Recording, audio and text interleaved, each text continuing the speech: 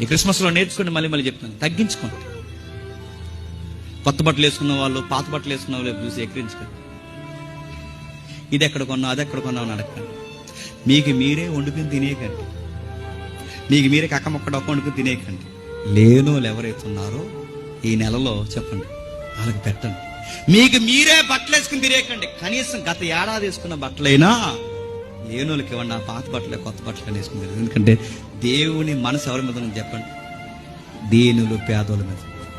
అలా చేయండి. క్రిస్మస్ మీరు వండుకున్నది అందరికీ పెట్టండి, పేదోళ్ళని పిలవండి, భోజనం పెట్టండి, బట్టలు లేని వాళ్ళకి బట్ట ఇవ్వండి, దుప్పలు లేని వాళ్ళకి దుప్పటి ఇవ్వండి. ఎందుకంటే ఆ పేదోళ్ళ వైపు చూస్తారు. యవనస్తులు ఎవరైతే ఉన్నారో మీ అందరికి చెప్తున్నాను, మీరు చేస్తున్న క్రిస్మస్ వేదికలు ఏదైనా సరే రూపాయి పోగేసి మీ ఊర్లో ఎంతమంది బామ్మలు ఉన్నారో, ఎంతమంది తల్లులు ఉన్నారో, ఎంతమంది ఒక లెక్క వేసుకోండి, వాళ్ళకి ఏదో ఒకటి చేయండి. అంతేగాని ఇది ఏం చేయకుండా 18 అడుగులు కేక్ తెచ్చారండి. ఎందుకంటే అందరూ ఎదగొడతారు మీరు అందరు కలిసి.